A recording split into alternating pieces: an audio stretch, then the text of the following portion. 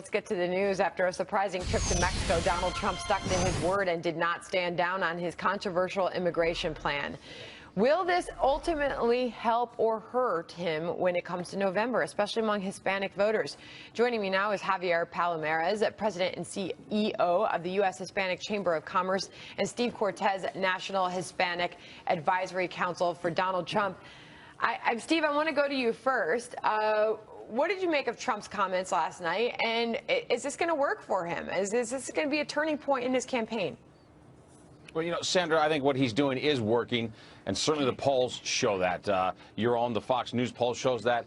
When we look at Reuters, he was at a 12-point disadvantage just a couple of weeks ago. He's now tied in the polls. So I think what he's doing is working. What I think he did yesterday is he acted incredibly presidential. He went to Mexico City. He met with a world leader, one who, by the way, had formerly castigated him, who had compared him to Hitler and Mussolini, yet he reached out to him and said, we can negotiate as allies and friends. We can find common ground. The U.S. and Mexico have a common future as neighbors, as allies, as trade partners. So, and then he went to Arizona and he spoke to Americans and said, listen, I will always have your back.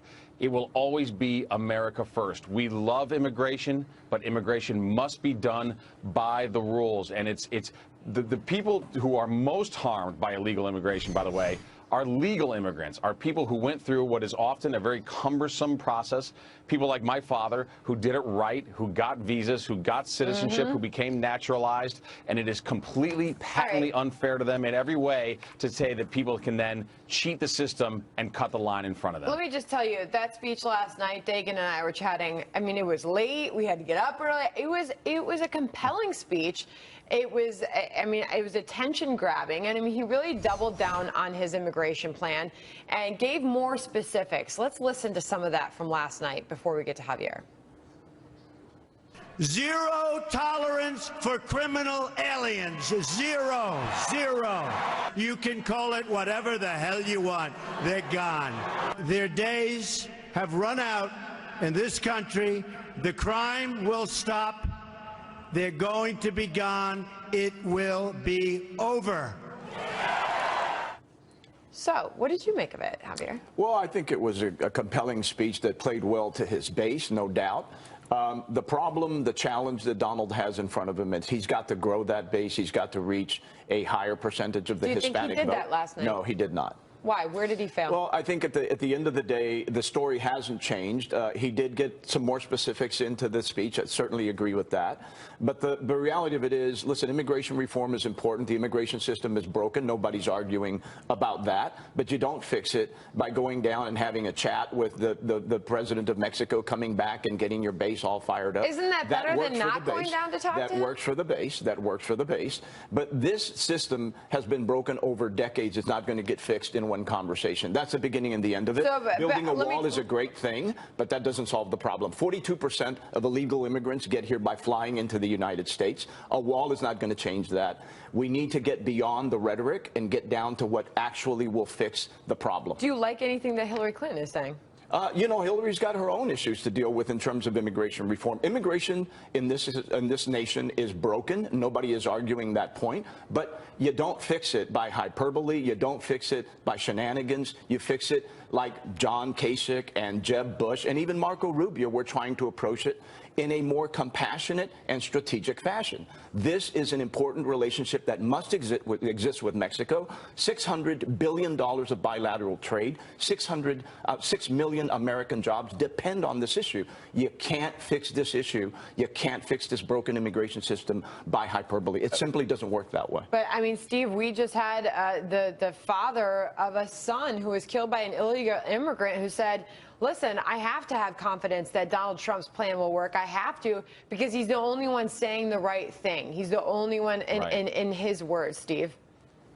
No, instead, listen, it's important for our national security that we control our border. It's important for our economic security because American workers, particularly, by the way, legal Hispanics, African Americans, they should not have to compete in the labor market with illegals who almost always are willing to work for lower wages because of their status. And, you know, I want to speak as a campaign, and personally, I want to speak much more to legal Hispanic Americans, whether they're immigrants or the descendants of immigrants. And I think that they have been taken for granted by the Democratic Party. Most people people of color have been taken for granted by the Democratic Party and are not doing very well, by the way, in this economic expansion, in this very slow expansion.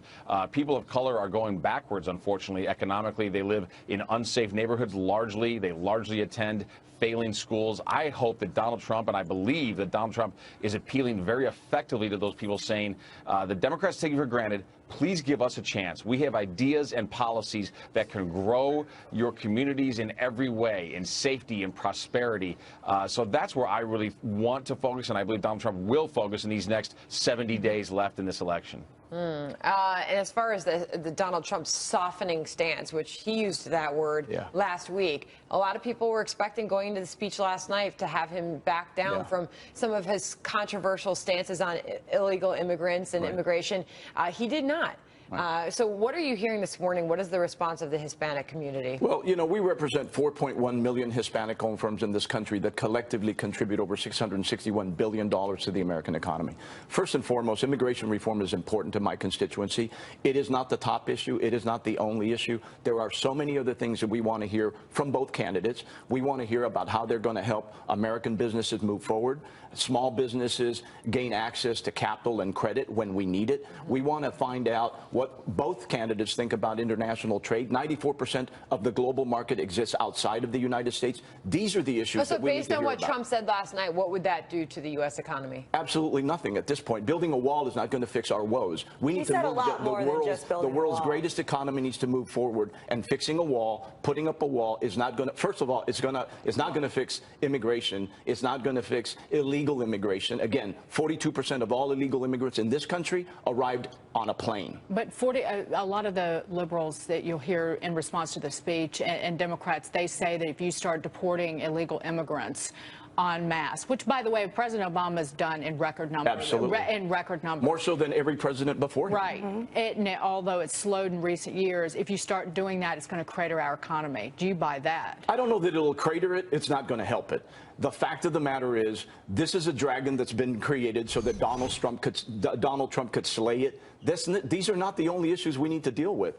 This economy needs help. And American business has spoken loudly. Donald Trump is not dealing with those issues. Last word to you. Javier, no, I would just say I think you and I would agree on far more than we disagree. And I think you would agree, I don't want to put words in your mouth, but I think you would agree with me that to Hispanic Americans who are here legally, which is a massive community, whether they're immigrants or descendants, to Hispanic Americans, I think what really matters is we need school choice. We need tax reform. We need regulatory reform. We need to get growing again. We can't tolerate 1% growth in this country. Hispanic Americans, sadly, have 1/10 the household wealth of white Americans. And that's a tragedy. It's not because they don't work hard. They work incredibly hard. It's because of bad policy. And I think Donald Trump is offering some serious answers to that dilemma. All right, Javier Palomares and Steve Cortez, thanks both for you for joining us this morning. Good to have you. All right, so usually heading into Labor Day weekend, we're talking about the potential traffic woes that you might be facing. Well, this might be different this time around. There might be some serious weather moving in that could dampen your plans. We're going to have your travel updates and weather updates next. And think it's too early to think about Christmas? Katherine Timpf may, but think again. We have the holidays' hottest toys coming up and where you can buy them.